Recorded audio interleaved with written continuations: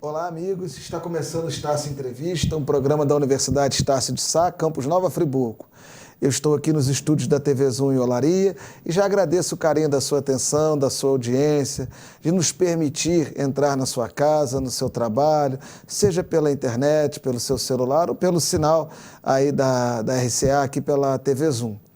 E hoje nós vamos receber a Ana Carolina Teixeira e a Cláudia Mafra, do CAPES, que vão conversar com a gente sobre psicologia, sobre serviço de atenção psicossocial e sobre a realidade aí do setor, né, da psicologia, da área no Brasil. Em 30 segundos estamos de volta.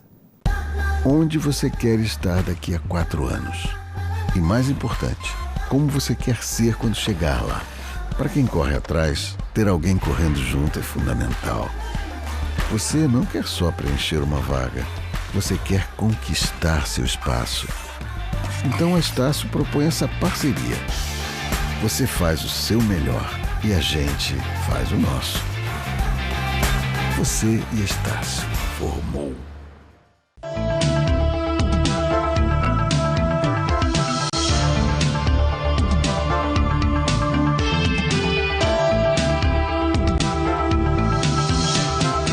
Estamos de volta com o Estácio Entrevista e eu já novamente agradeço a sua atenção e já dou boas-vindas à nossa convidada, primeiramente a Ana Carolina. Ana, bem-vinda ao Estácio Entrevista, muito obrigado pela presença. Eu que agradeço, Marum, um prazer para mim.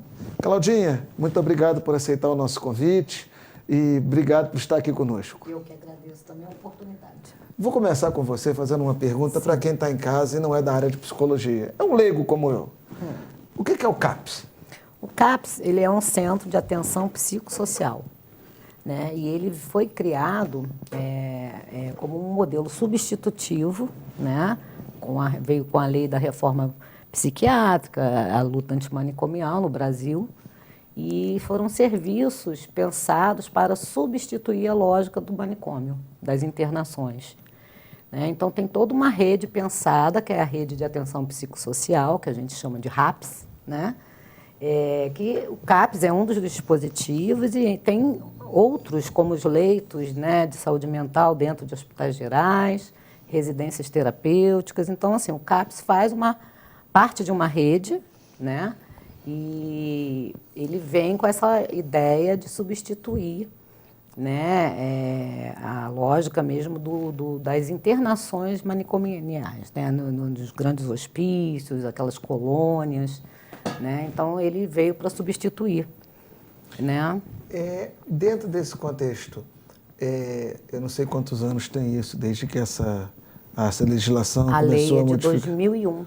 Então, de 2016, a lei, né? De 2001 para cá, nós já temos aí um tempo suficiente para vocês terem um parecer. Você acha que foi um avanço, que era realmente o caminho correto a ser tomado, ou não? Você viu, não deu certo? Na minha avaliação, eu acho que como tudo evolui, né? Todas as formas de tratamento, se você for pensar numa doença, vamos supor, a tuberculose. Antigamente tinha uma forma de cuidado e hoje em dia as coisas vão evoluindo, né? Então eu acho sim que foi uma mudança importante. Você hoje priorizar o cuidado em liberdade, né? Você, eu acho que dá mais oportunidade, né, para o paciente, para o usuário, né, dele não ficar isolado, né? Então, assim, nós temos que caminhar muito ainda, né? Friburgo, principalmente, assim, nós ainda estamos implantando alguns serviços, a rede não está totalmente formada ainda, né? O próprio CAPES AD, qual eu estou coordenando, ele ainda está passando pela habilitação, ele ainda não está habilitado. Nós começamos o trabalho em 2015, mas, porém, faltam algumas coisas para a gente conseguir, em termos de documentação, de equipe e tal, para habilitar. Habilitar significa o quê? Dizer que é CAPES AD? Não, você tem que já estar pronto para poder solicitar ao Ministério da Saúde e o Estado vem e faz uma vistoria dando ok, para ir passar a receber a verba mensal. Ou seja, vocês estão trabalhando, mas ainda não conseguem receber isso. Essa verba, o custeio, a verba Hoje de é toda da custeio de prefeitura. implantação já veio. Porém, aqui viria mensalmente é só após a habilitação. Entendi. Carol, aqui em Nova Friburgo, eu me lembro que você trabalhou no CAPES 2, a Cláudia também, minha esposa estagiou lá. Depois dessa época aí, o que está acontecendo? O que tem de CAPES novo aí que eu não sei? Nós estamos gravando esse programa num momento importante da saúde mental aqui do município, né? Friburgo, já há algum tempo, desde 2013, se eu não me engano, conta com o CAPES 2 em funcionamento. O que é o CAPES 2 para quem está em casa? Ele atende Existem o quê? algumas modalidades de CAPES que são preconizados pelo Ministério da Saúde, né? Então, nós temos o CAPES 1, 2 e 3, que se dividem basicamente em função do quantitativo de profissionais que ali trabalham, considerando o nível populacional. Então, em Friburgo, nós temos uma população de cerca de 200 mil habitantes, não é isso? Então, nós temos um CAPES 2 que é habilitado para atender a essa população e é um serviço destinado ao tratamento de pessoas com transtornos mentais graves. Psicoses, autismo, e tem uma equipe destinada a esse trabalho. O CAPES 2 atende pacientes adultos com transtornos mentais. Ok. Desde 2013, aí respondendo a sua pergunta, Friburgo vem passando por toda uma reestruturação no campo da saúde mental. E isso culmina com a constituição de uma equipe para atender os usuários de álcool e outras drogas, que precisam de todo um trabalho ali específico voltado para essa temática, são questões específicas, até mesmo porque são usuários com perfil específico, muitos com questões clínicas que precisam ser vistas, questões sociais. E, além disso, Friburgo também já vem no movimento há algum tempo de constituir também um CAPES voltado especificamente para a população infanto-juvenil, que são crianças e adolescentes com transtornos mentais severos e persistentes. É nesse que você está hoje. Isso, exatamente. E funciona onde? Funciona no Parque São Clemente, na Alameda Marquês de Maricá. E como é que é? Tem criança? Tem? O serviço é procurado? Como que funciona isso? Marum, para nossa alegria por um lado e espanto por outro, é procurado até demais, digamos assim. Então, assim como os demais municípios, né, do Brasil afora, Friburgo carecia de um serviço voltado especificamente para crianças e adolescentes com transtornos mentais.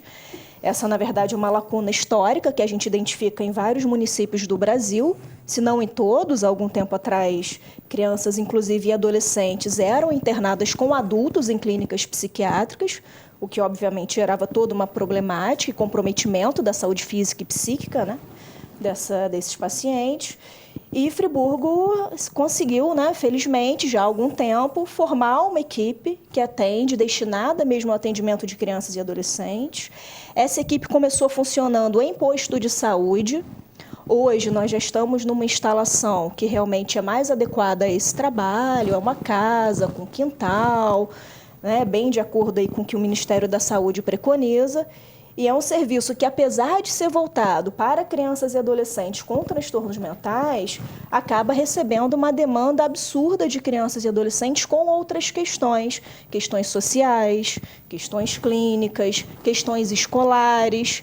Então, é um trabalho que lida com toda essa complexidade de receber essa demanda e fazer aí a sua função de poder acolher e orientar a população quanto a essas questões. Cláudia, Sim. O CAPES-AD, que lida com álcool e drogas, né? Eu não sei, aí o leigo, a gente sabe que quando a gente é leigo, a gente fala as coisas que às vezes a gente não sabe o que está dizendo. Mas eu tenho a sensação de que o uso da droga, do álcool, né, em parte vem de frustração, vem de uma série de questões que aconteceram na vida, cada um tem a sua história de vida. Essa sociedade assim, muito hoje competitiva e muito veloz, você sente que tem gerado um aumento de procura? Como é que é isso? Como é que você vê essa questão? De pessoas cada vez mais buscando drogas nesse sentido? Você sente dessa maneira também? Ou é uma percepção leiga minha? Não, a droga ela é bem antiga na humanidade, né? Desde a gente tem registro de droga aí antes de Cristo. Sempre houve a droga, né? Mas realmente surgiram outros tipos de droga, né? E assim, a gente percebe um aumento, sim, E o que espanta mais, assim, é porque quando a gente vai falar de drogas, a gente vê que tem as drogas lícitas e as ilícitas, né? E o que espanta é que, assim, quando eu vou falar, eu vou te afirmar que as drogas mais utilizadas são álcool, cigarro e remédios. E gera... o que gera... porque, assim, eu, na minha condição de leigo, entendo assim, o cara vai para o AA fazer um acompanhamento com outras pessoas, eu vejo. O que gera a necessidade de um CAPS, ou seja, de ter uma atenção psicossocial na pessoa com álcool e drogas? Como é que é isso? Não fica muito claro para mim. Primeiro que é um serviço do SUS, né? É um serviço de portas abertas, né? E que atua no território, é um serviço comunitário e que ele encontra ali uma equipe, né, multidisciplinar. Uma equipe mesmo de profissionais que vão fazer o quê? Tirar ele do álcool, é isso? Sim, é aí que está, né? A questão do uso de prejudicial, hoje em dia a gente utiliza mais esse termo, até do que você falar dependência química. Não é porque a gente não entende. O uso prejudicial, né, de álcool e drogas, porque tem pessoas que podem beber normalmente, outros até usam outro tipo de drogas e levam a sua vida de forma produtiva, sem trazer prejuízos, né? E outros já não deveriam fazer uso, né? Porque não tem um controle. E aí, cada caso é um caso, e lá ele vai encontrar uma equipe que vai acolher e que ele vai passar por toda uma avaliação, que vai haver uma construção de um projeto terapêutico singular que atenda a necessidade, né, daquele indivíduo. E como você falou do AA e NA, que são grupos anônimos de autoajuda, isso aí são grupos que a gente até, independente dele frequentar um CAPS, ele pode frequentar os grupos e a gente até encaminha, né, porque esses grupos funcionam também direto, todos os dias, inclusive sábados e domingos. Então, assim, para aquele usuário que está frequentando o CAPS, ele vai ter esse projeto terapêutico e aí, dentro das atividades que a gente tem dentro do dispositivo, a gente vai traçando com ele o que tem mais a ver e o que vai poder assim, ajudá-lo mais naquele momento. Esse projeto terapêutico ele vai sendo modificado, né? Porque a pessoa vai se modificando também. E também não é só pensado nas atividades dentro do dispositivo, mas como também externas. Às vezes uma inserção num trabalho, num curso, voltar a estudar, isso tudo faz parte do projeto terapêutico. Funciona onde? O CAPS AD está localizado ali na Village, próximo a Cândido Mendes, na rua Professor Freze, número 84. Professor Freze. Qualquer pessoa pode procurar. Sim, portas abertas. Maravilha. Carol, para que lá no CAPS vocês atenderem jovens e crianças e adolescentes, que tipo de profissional, que perfil de profissionais você tem lá? É o que? Enfermeiro, psicólogo, serviço assistente social? Como é que é composto lá? Então, o CAPS infantil, ele funciona, assim como o CAPS AD e o CAPS 2, sobre o qual falamos, com uma equipe interdisciplinar. No caso do CAPS infantil de Nova Friburgo, nós contamos com um médico responsável pela parte de psiquiatria, contamos também com uma médica responsável pela parte de pediatria. Isso é fundamental no CAPS infantil, porque muitas questões se misturam na infância, o que é orgânico, o que é uma diabetes descompensada, ou um quadro neurológico que leva a alteração de humor, alteração de comportamento, se mistura com alterações psicológicas que levariam a esses mesmos sintomas. Então, é importante que tanto a parte psiquiátrica quanto clínica possa ser vista, né, da importância de médicos de duas especialidades diferentes. Contamos com 3 psicólogas também, uma assistente social, uma enfermeira, 2 técnicos de enfermagem, 2 fonoaudiólogas. O trabalho da fonoaudiologia também é muito importante no CAPS infantil, até mesmo porque crianças com transtornos mentais têm toda uma alteração da comunicação, da linguagem. Às vezes a comunicação em casa é disfuncional, então o fonoaudiólogo auxilia nessa comunicação entre pais e filhos também. Contamos com uma acompanhante terapêutica, que é um trabalho realmente muito importante no CAPS infantil, que é uma profissional que tem como função auxiliar no processo de inserção da criança e do adolescente nos serviços fora do CAPS, né? Então, inserção na escola, pode estar acompanhando a criança ou o adolescente, por exemplo, para tirar um documento, para se alistar. Entendi. Então, é um trabalho feito fora.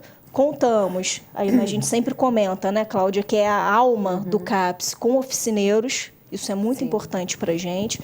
São pessoas que conduzem oficinas terapêuticas, então, por exemplo, oficinas de arte, oficina de contação de história. Inclusive, agradeço a você pelo auxílio, porque nós tivemos uma oficina de construção de um documentário que foi feita por esses oficineiros, uma psicóloga. Os próprios adolescentes puderam, reconhecendo aí que eles têm uma dificuldade de contar a própria história.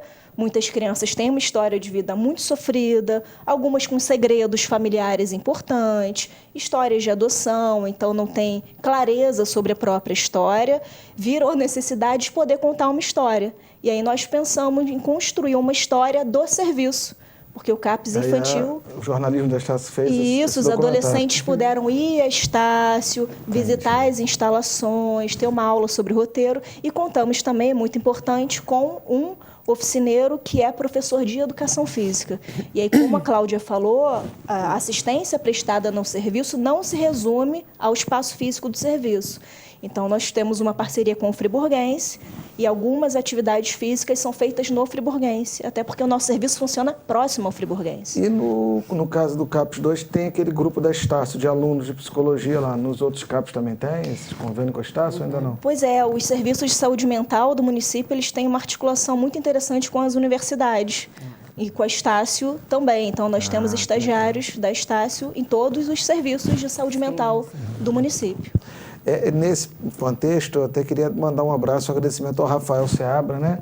Claro. Que trabalhou com a gente na Estácio, que foi o grande, o operacional desse documentário, junto com os alunos do CAPS, né?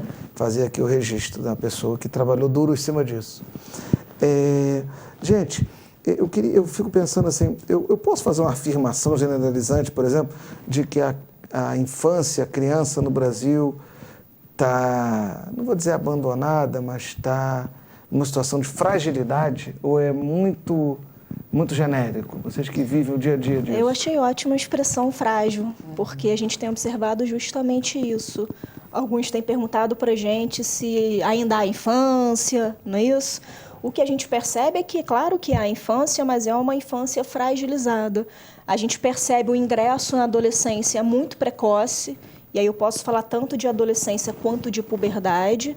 A gente percebe crianças entrando na puberdade precocemente e, claro, que com o advento da puberdade a gente tem uma série de transformações psicológicas também, sociais, que a gente chama de adolescência, e a gente percebe uma perturbação nesse processo, hoje em dia, por uma série de questões sociais, políticas, econômicas. A gente percebe hoje que os pais, as famílias, de um modo geral, estão muito fragilizadas e é muito complicado para uma criança lidar com pais muito fragilizados, porque se o pai e a mãe, que são os modelos, que são aquelas pessoas que deveriam ajudar a criança a lidar com todo o sofrimento, aliás, de uma forma mágica para a criança, né? Quando a criança machuca o joelho, o beijo da mãe resolve. Então, as figuras paternas e maternas são onipotentes para a criança num determinado momento, e é importante que a criança tenha a ilusão de que os pais são onipotentes. O adolescente, ele descobre que o pai e a mãe não são perfeitos. Daí começa uma série de embates com o pai e a mãe, o adolescente vai procurar outras referências, outros modelos de identificação, mas hoje esse processo ele tem acontecido muito precocemente ainda na infância, por conta das dificuldades econômicas, sociais, fragilidade dos pais mesmo. Eu fico impressionado de como questões como essas são as verdadeiras questões nacionais. É a vida das pessoas, os jovens que não vão andar nas drogas, a criança que vai poder se desenvolver de uma maneira que depois vai ser um adulto feliz. Aí não é uma crítica a governo algum, né? Porque eu não estou falando aqui do momento, estou falando do Brasil como um todo.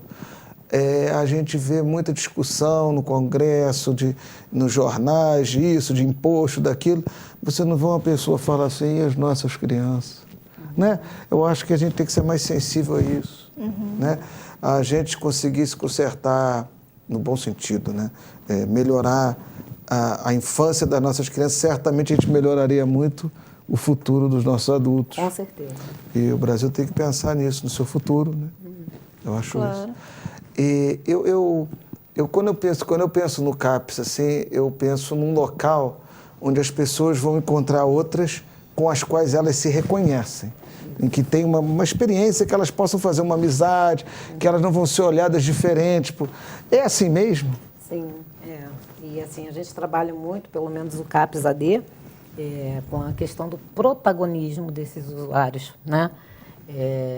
Então, assim, eles vão estar em grupos com pessoas que passam pela mesma situação, né? E vão também se relacionando, criando novos vínculos com outras pessoas, passando a ocupar outros espaços que até então eles não ocupavam. Melhor a autoestima deles, então. Sim, exatamente. Inclusive, quando a Ana Carolina fala da parceria que o CAPES tem com o friburguense, nós fizemos uma parceria com o SESC. Então, nós conseguimos um horário às quintas-feiras para utilizar a quadra Que legal, de esporte do SESC, mas eles disponibilizaram um instrutor de educação física. Então, toda quinta-feira vai um grupo de usuários e aqueles que não jogam futebol podem ir, até as mulheres também. Um técnico vai com esse grupo lá para o SESC, porque é próximo também, eles vão caminhando e podem jogar totó, ping-pong. Eu acho o SESC uma instituição aqui em Nova Friburgo, muito pelo parceira, menos, né?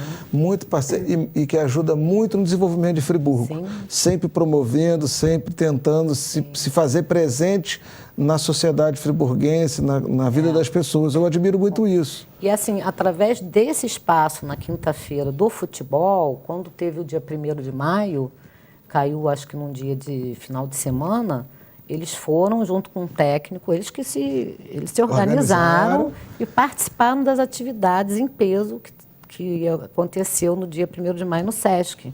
Pintura, jogaram futebol, mas jogaram com os times que já treinam há muito tempo, levaram uma goleada, coitados, mas valeu a pena, eles estavam felizes, porque eles disputaram. O resultado do jogo é o que menos importava. Sim, ali, né? sim, o importante foi lá participar e assim, das outras atividades. Então, é uma forma de inserção mesmo, né?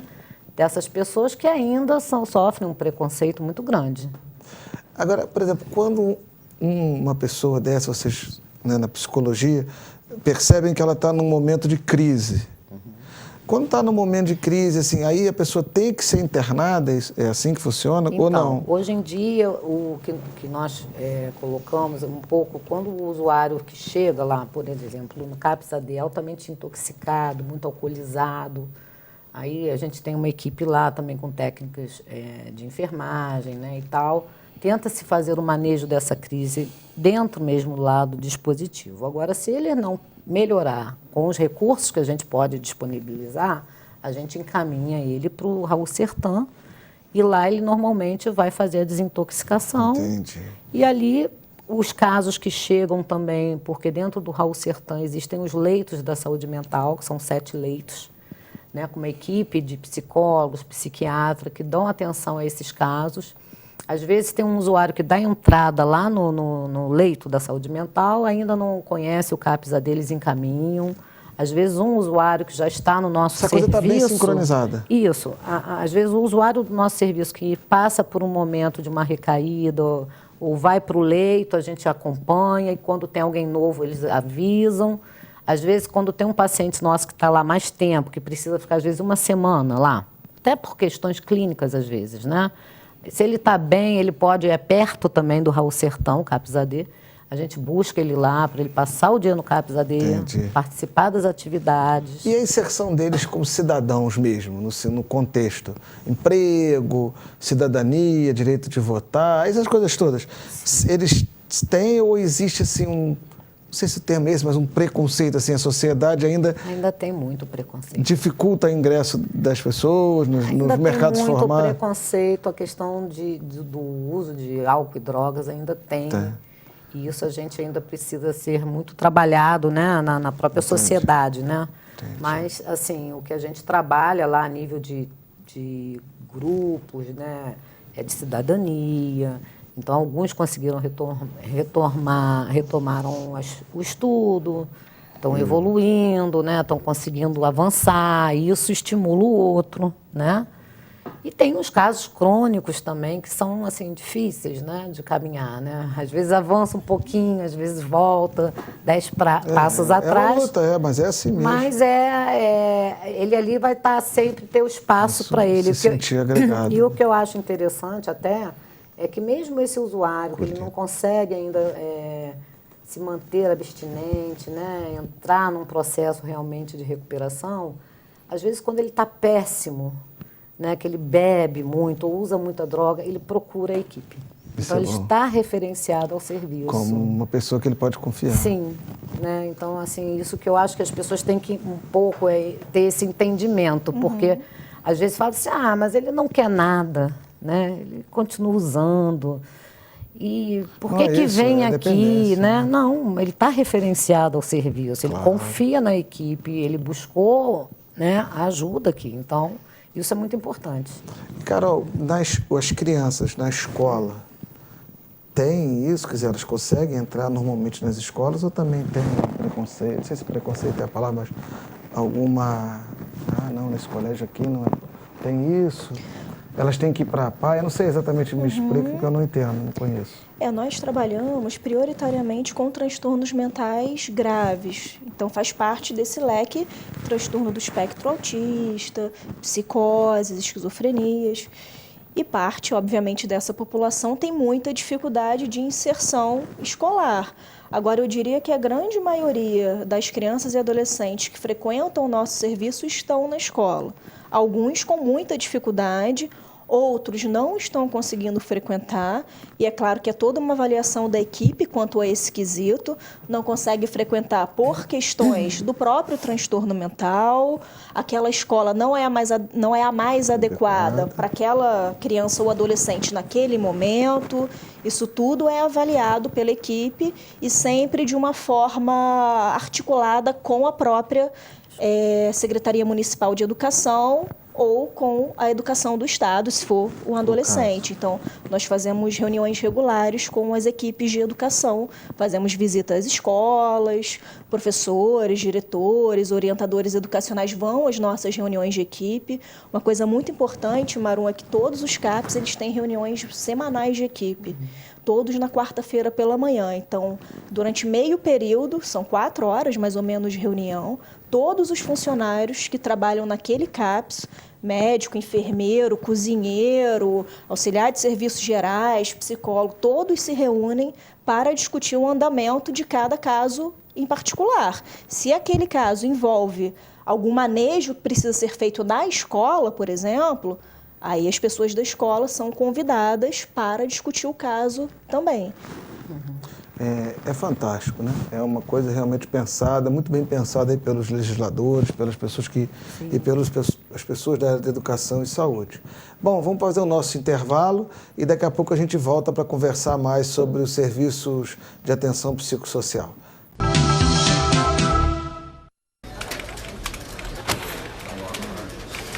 Sabia que quem tem curso superior pode ganhar até 3 vezes mais? Eu sei. Mas e o preço? A Estácio é tão parceira que tem o PAR. Você parcela e só paga parte das mensalidades depois de formado. É, parceira mesmo. E tem até um portal com milhares de vagas de emprego e estágio. Então formou. Na Estácio, você faz o seu melhor e a gente faz o nosso. Você e Estácio. Formou. Inscreva-se já!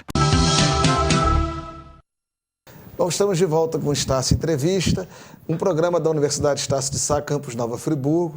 Estamos aqui na TV Zoom em Olaria, recebendo a Cláudia Mafra e a Ana Carolina Teixeira, do CAPS, do Serviço do Centro de Atenção Psicossocial. E aqui no intervalo, conversando com as câmeras desligadas, elas estavam me explicando a diferença do atendimento no posto de saúde para o atendimento do CAPS. Me explica aí, meninas, quem é que fala? Bom, esse é um ponto importante para a gente esclarecer para a população, porque, na verdade, os atendimentos que nós fazemos, as especialidades profissionais que temos no CAPS, também podem existir num posto de saúde, e muitas vezes existem. Um dos diferenciais é que o CAPS ele funciona também não como um ambulatório em que a pessoa vai, faz o seu tratamento, a sua consulta e vai embora.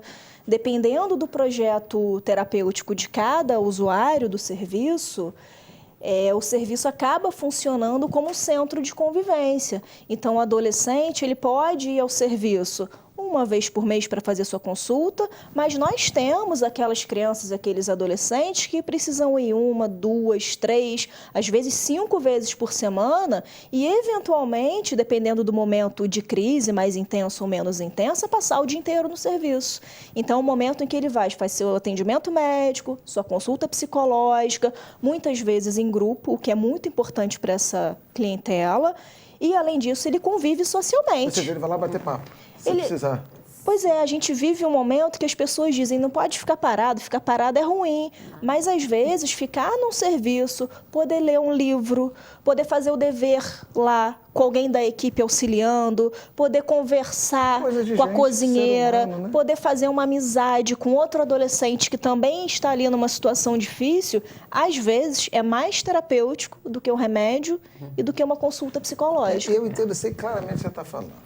Às vezes um aluno manda um zap para mim, professor, eu preciso um e-mail do professor tal, porque eu preciso falar um negócio com ele. Eu respondo assim, rapaz, o professor está aí na quarta-feira, horário tal, vai lá na sala e fala com ele, pô. Mas o cara, né, é uma loucura tão grande, né? Sim. A gente tem que estar com as pessoas, né, igual nós estamos aqui. Isso aqui é uma presença, uma coisa maravilhosa. E lá no CAPS AD acontece a mesma coisa, né? Porque é um centro de convivência, isso que a Ana Carolina estava explicando, né? Muitos, às vezes, vão em busca da consulta com o médico, com o psiquiatra, mas dali a gente começa a marcar outros atendimentos e faz a avaliação daquele usuário, aí propõe que ele venha num grupo tal, que acontece às terças, 1h30. Ele vai conhecendo as atividades. Muitos, e tem alguns que não aderem exatamente ao que a gente propõe, o que a gente constrói de projeto terapêutico, até junto com ele, vão para lá de manhã, tomam um café, conversam com todo mundo. E aí, depois você vê, ele vai para a sala, quer assistir televisão, a gente convida para a atividade, ele não quer ir, mas aí ele fica conversando com a técnica de enfermagem, ele conversa com a pessoa da cozinha. Pelo menos ele está num local seguro. No momento que ele está ali, ele está se relacionando com as pessoas e ele está num local seguro. Sem dúvida. Né? Esse alimento. Tem um público também que a gente atende, que está em situação de rua. Essa população, já alguns conhecem o CAPS AD e vão para lá.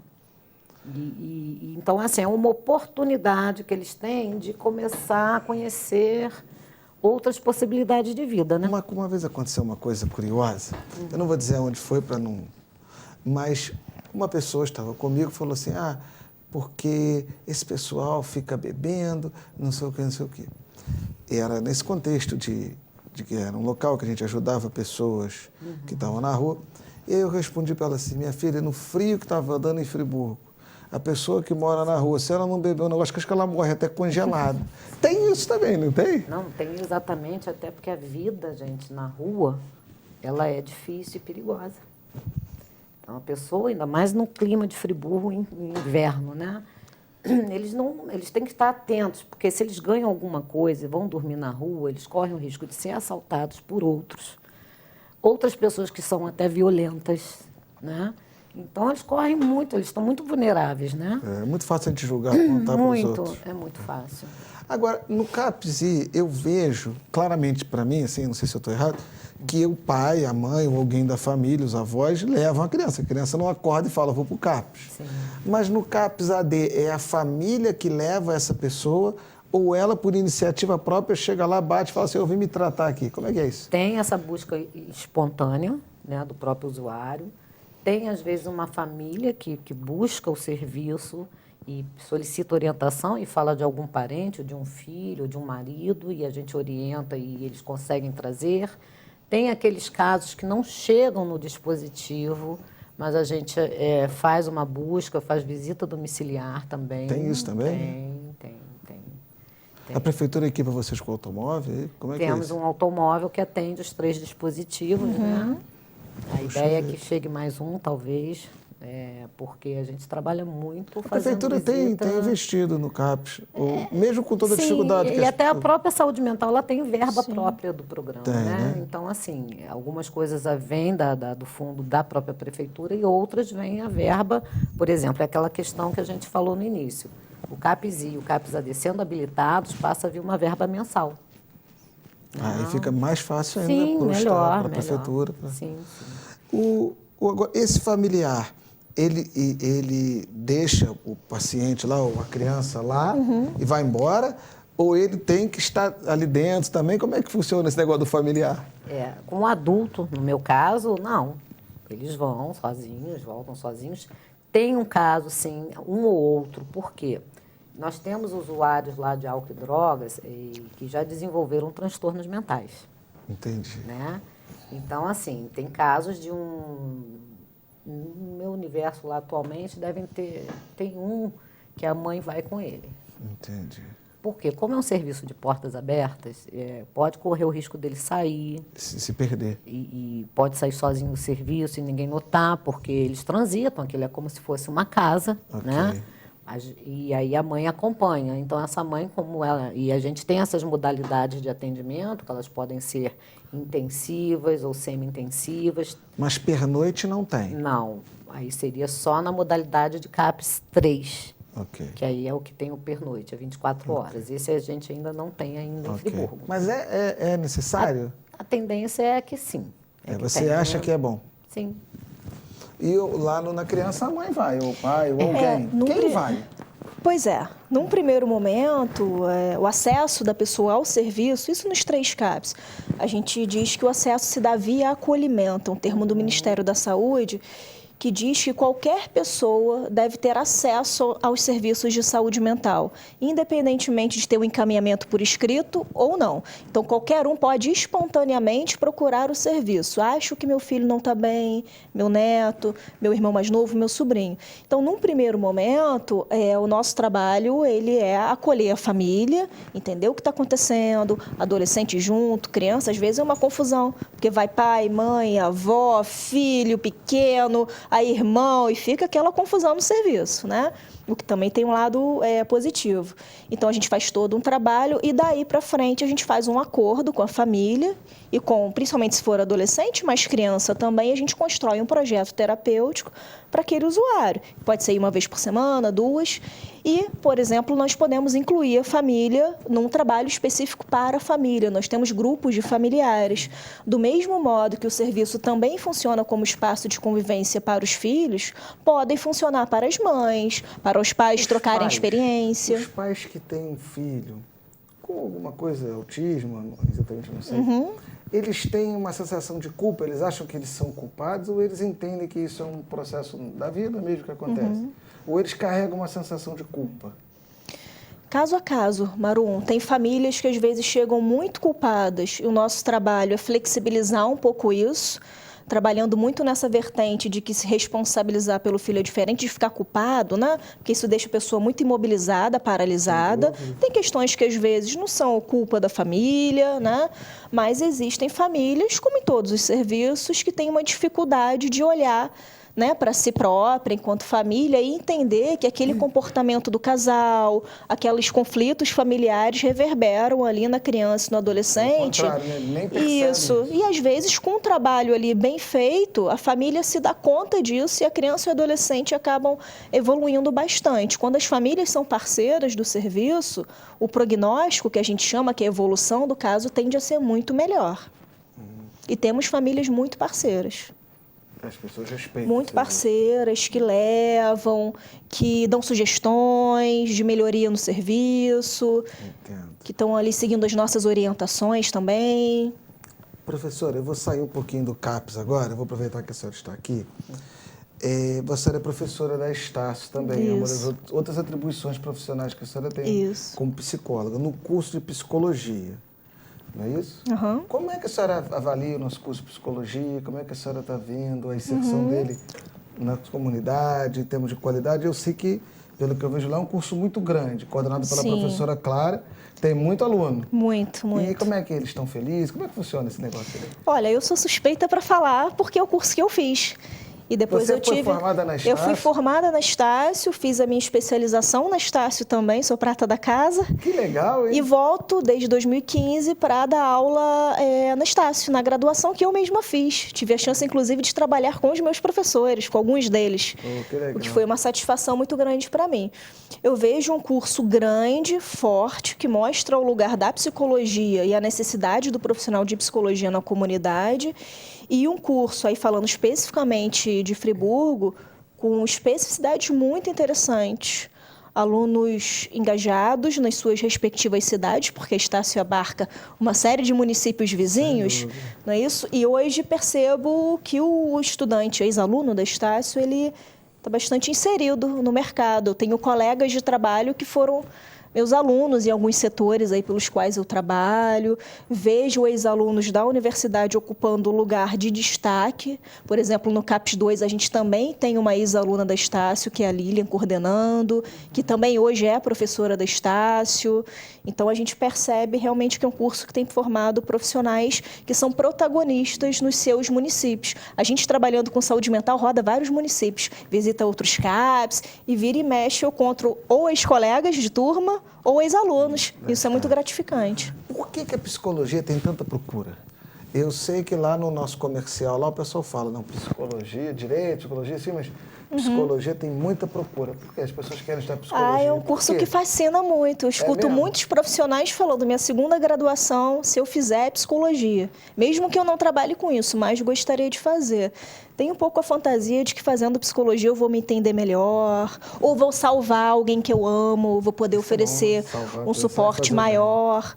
Mas aí o que a gente sempre diz é, uma coisa é fazer psicologia, outra coisa é fazer um tratamento. Tem coisa que a gente resolve fazendo a faculdade, aí sim para exercer a profissão, mas para ajudar alguém que se ama ou para se ajudar, realmente é importante procurar um profissional. Eu vou falar aqui um sentimento meu, mas de leigo, que muitas pessoas ainda não valorizam o trabalho do psicólogo, mesmo clínico.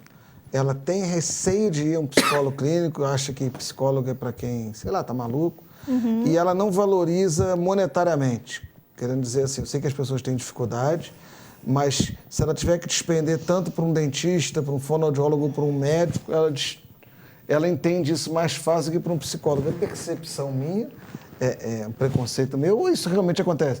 Eu sinto isso até porque eu vejo a minha mulher atua, né, como psicóloga clínica, e as pessoas procuram muitas vezes mais o valor da consulta do que o tratamento. Eu não sei se vocês têm essa sensação também no dia a dia, assim, de vocês. Eu tenho essa sensação, mas eu não atribuo, não circunscrevo ela à psicologia. Não. Eu acho que a gente vive num mundo com muita inversão de valores, então vejo muitas pessoas preocupadas em ter um status de vida, né, um status social, de passar isso para o outro, comprando, por exemplo, um tênis de marca, um carro que não pode pagar, em vez de pagar, eventualmente, ou um tratamento psicológico, ou uma escola melhor para o filho. Eu vejo isso abarcando outras profissões, mas entendo que há uma dificuldade muito grande das pessoas em fazerem um tratamento psicológico. É mais fácil tomar um remédio, ou ir ao dentista, por mais que seja difícil ir ao dentista, né? A maioria das pessoas não gosta, eu, por exemplo, não gosto.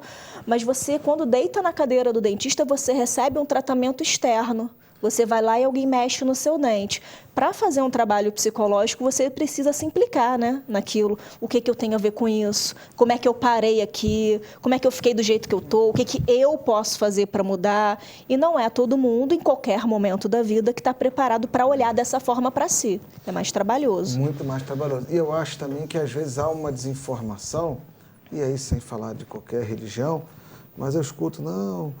isso aí é o demônio que está com você, ou isso aí é bobagem, procura uma igreja, e às vezes não é só uma questão de fé, claro, é uma questão ligada a um problema que a pessoa está tendo mental, né?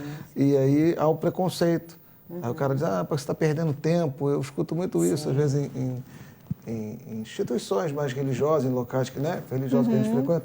Não, para que você está fazendo tratamento? Isso é bobagem. Eu acho isso uma besteira muito grande, né? Isso, né? Eu acho isso uma coisa terrível, porque afasta, a pessoa está tentando buscar mais uma ajuda, né? E aí as pessoas ficam botando ela para trás, ela acaba desistindo. Isso é ruim. Por isso que é muito importante quando a gente vê pacientes que tentaram buscar uma ajuda religiosa e encontraram um líder religioso, independentemente da religião, que diz, olha, até aqui a gente vai, daqui para frente é importante você procurar uma ajuda, eu posso te ajudar nisso. Então, é uma responsabilidade de um líder comunitário, um líder religioso fazer isso. Sem dúvida alguma. Eu acho isso aí, eu estou de pleno acordo com você nesse caso. Agora, eu queria fazer um retorno ao CAPES para fazer uma questão assim mais ampla. Olhando o espectro da saúde mental no Brasil, no mapa, pelo que vocês estudam aí, congressos e os trabalhos científicos que são publicados vindo do CAPES, eu acredito que deve ter muito estudo acadêmico. É bom, é ruim? A nossa radiografia comparada com a América Latina em geral e com os outros países é boa? Ou o Brasil tem ainda um caminho longo a trilhar? Como é que vocês enxergam isso? Um caminho longo a trilhar, mas com muitos resultados positivos publicados e relatados aí em diversos artigos científicos, então, congressos. O caminho está sendo trilhado com êxito. Sim, hoje nós temos ex-usuários, usuários que a gente chama usuário de serviço de saúde mental, né? Sinônimo, não sinônimo, mas semelhante ao conceito de paciente. Mas usando o usuário no sentido dele ser protagonista e não alguém com que recebe um tratamento passivamente, né? Mas nós temos ex-usuários que frequentam, inclusive, a universidade hoje, que trabalham, que são professores universitários, temos advogados, crianças que ficaram 2, 3 anos sem estar na escola e hoje estão. Então, pelo Brasil afora, a gente tem uma série de relatos positivos. Temos bandas compostas por ex-pacientes psiquiátricos, né, que gravam músicas importantes, enfim. Isso é uma prova de que a luta antimanicomial era uma coisa correta, né? Porque se eles estivessem internados num manicômio grande, esses que se reabilitaram, provavelmente estariam no manicômio até hoje, fechado numa espécie de prisão, né, grosseiramente falando, e o Brasil teria perdido aí essas pessoas, essas cabeças, né, esse relacionamento. Agora, eu queria perguntar para vocês uma coisa assim, mais para a gente chegando já perto do fim. Entre os usuários do CAP, acontece às vezes deles terem, no caso da criança, mas eu digo no caso dos adolescentes e adultos, um relacionamento afetivo, acabarem se casando. Eu não sei se existe essa coisa. Foi muito bom ele tocar nesse assunto, né? Porque quando nós falamos de espaço de convivência, isso veio à minha cabeça. O nosso serviço ele é relativamente novo, então alguns adolescentes com os quais nós começamos a trabalhar há 3, 4 anos atrás e chegaram mal, depressivos, ideação suicida, fora da escola, começaram a trabalhar, melhorar, a vaidade começa a aparecer, daqui a pouco a gente começa a perceber uma série de casais no serviço. Aí já vai com um brinco, já bota uma já maquiagem. Começa a ficar vaidoso, namorar, planejar futuro. A gente tem observado bastante isso. Pô, isso é muito bom, leva né? namorado no serviço, namorada pra gente conhecer também, muito legal. E lá nos adultos também acontece isso. De usuário levar a namorada, porque a gente faz alguns eventos, né, algumas festas. Agora mesmo vai ter a confraternização. Final de ano. E a gente fez festa da primavera, festa junina. Então, assim, eles levam os familiares. Às vezes, os próprios usuários acabam se conhecendo. A gente tem um caso ou 2 lá que começaram a namorar lá. E isso é bom, né? Porque isso mostra que ele está se socializando. E é bom principalmente. Consegue ter um relacionamento até porque ele está se socializando. E além disso, amizade. Amizade. Alguns com uma amizade muito forte. Esses dias eu estava passando na rua, só escutei um bando, né, me gritando assim, Carol, eram 6 que se tratam no mesmo dia e estavam andando na rua juntos, indo para o futebol juntos, né? E assim, eu gostei quando você falou, Carol, que eles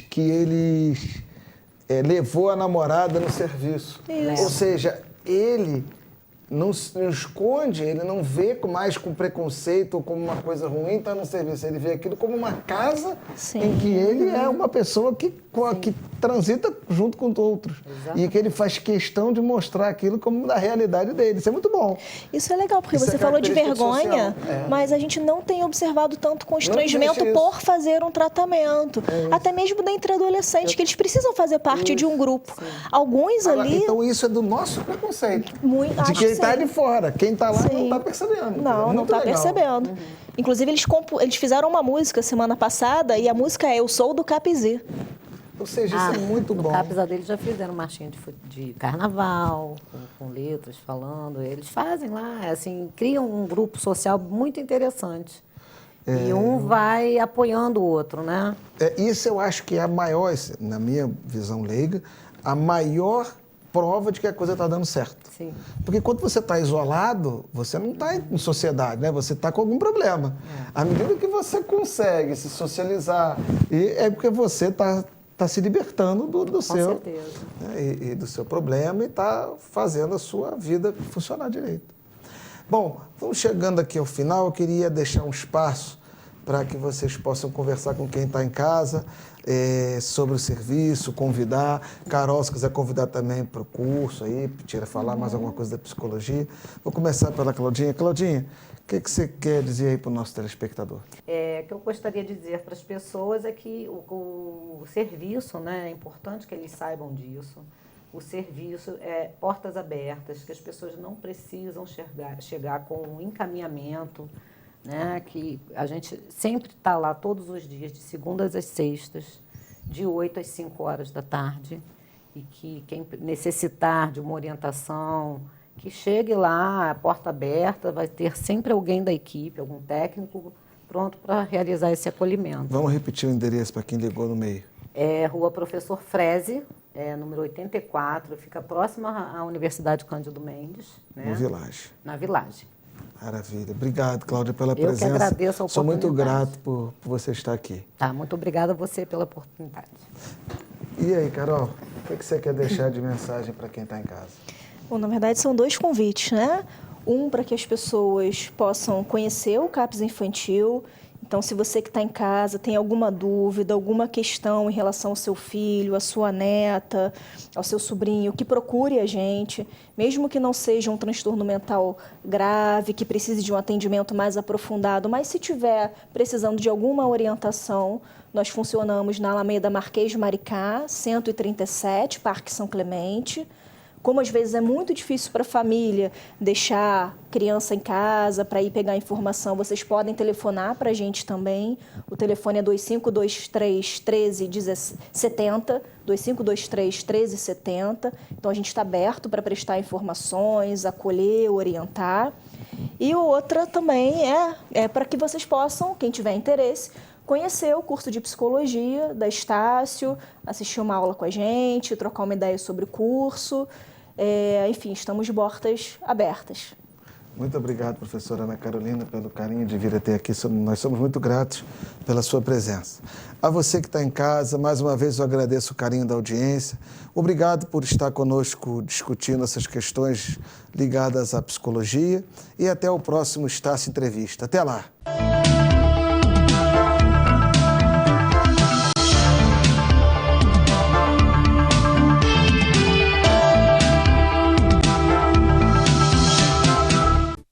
Este e outros programas você assiste no aplicativo TV Zoom.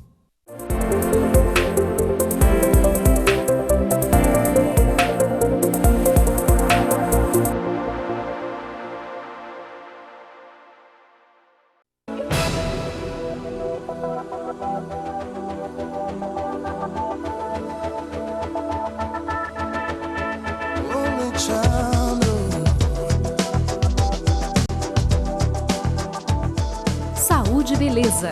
Oferecimento Cristal Estética. Encare a vida de frente. Olá, sejam bem-vindos à Cristal Estética. Como sempre, a Cristal trazendo novidades para Nova Friburgo. Nós estamos trazendo uma tecnologia que é um laser Kisuit de 1064, que ele é específico para pigmento. Então, o que ele faz? Ele trata mancha, ele trata olheira e ele trata tatuagem. A gente não tinha até então na cidade ninguém que fizesse a retirada de tatuagem. Nós vamos mostrar então esse aparelho que é o Vectra, retirando uma tatuagem. aqueles pigmentos, aquela tatuagem desagradável que a pessoa fez, se arrependeu. Nós estamos com uma paciente que fez bem recentemente, mas que já está extremamente arrependida. E também aquelas pessoas que fazem, botam o nome do namorado e depois acaba o namoro. Aquelas coisas que a gente conhece sobre tatuagem. Porque a tatuagem ela é um pigmento que fica na pele. Ela não vai sair espontaneamente. Ela tem que ser retirada só com laser. O laser é a única maneira de fazer a retirada de tatuagem. Vamos mostrar como funciona o procedimento. Essa aqui é a máquina, que é o Solon, uma plataforma Solon, que nós estamos trabalhando com o Vectra Q-Switch. Esse Vectra Q-Switch, ele emite uma energia muito forte, muito rápida, que vai destruindo o pigmento, ele vai explodindo esse pigmento. Vamos mostrar como é que ele funciona aqui nessa tatuagem.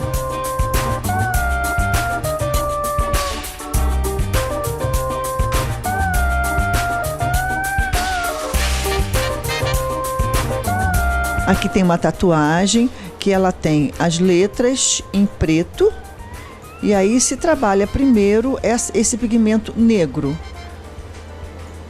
O laser vai sendo, essa energia do laser vai explodindo esse pigmento embaixo da pele e a gente já vai notando o borramento. Deixa a gente dar uma olhadinha um pouquinho para ver como é que ficou. Olha, a gente já vê como é que borrou. A metade da tatuagem já está bem apagada. Olha como é que o laser, na mesma hora, ele já apaga o pigmento, vai explodindo esse pigmento embaixo da pele. Como é que tá de dor? Fala pra mim. Suportável? De 1 a 10, quanto você daria de dor? 2. Ótimo, suportável. Muito bom, muito bom. E ali a gente já tá vendo que o pigmento tá todo já bem clarinho. Saindo, ele vai apagando esse pigmento, e como eu falei, ele vai sendo explodido embaixo da pele, vai se desintegrando e o próprio organismo vai absorver esses restantes desses pigmentos. Ocorre como se fosse um processo inflamatório ali embaixo da pele e depois ele é eliminado. É muito interessante como se acompanhando as letrinhas ali e elas já vão apagando.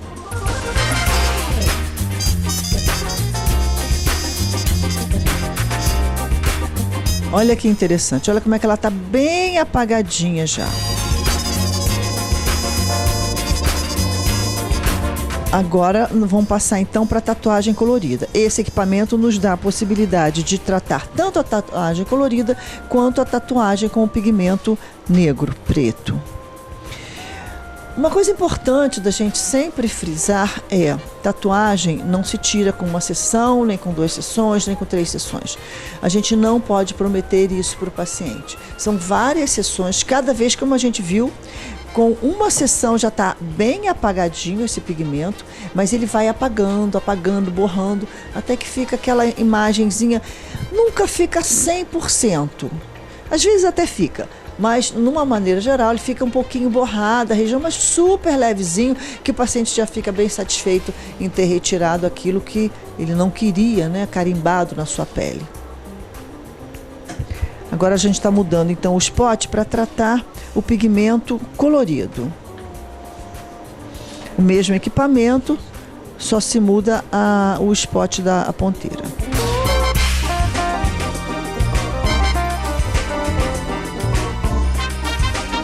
Essa luz é um pouco mais forte.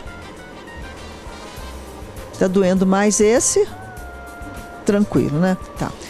A gente fez um anestésico, um creme anestésico, uma máscara anestésica que a gente tem, que é uma máscara muito potente, que é o Pliaglis, e a paciente ficou 40 minutos com esse anestésico.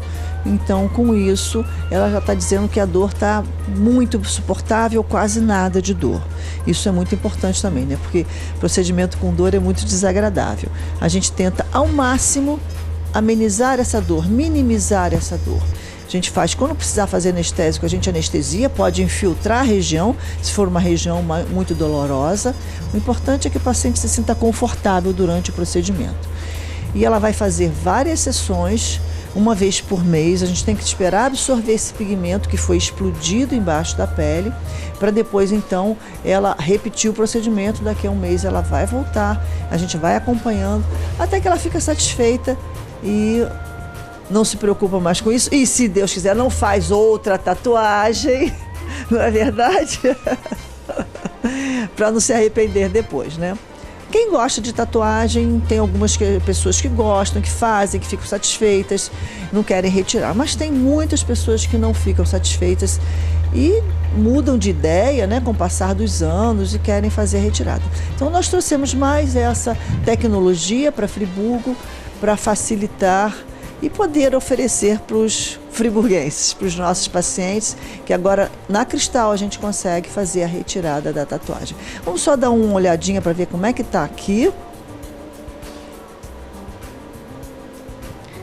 Deixa eu dar uma olhadinha um instantinho, Fernanda. Olha como é que já borrou bem a florzinha, tá vendo? As folhas também já estão mais borradas, então cada vez ela vai se apagando mais.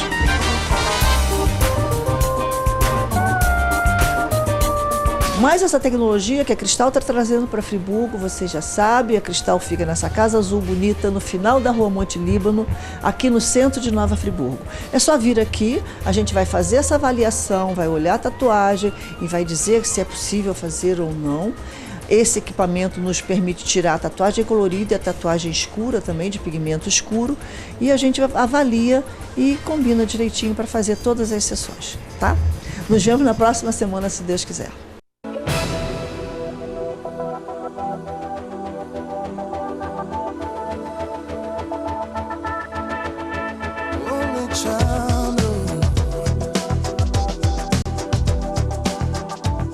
Saúde e beleza. Oferecimento Cristal Estética. Encare a vida de frente.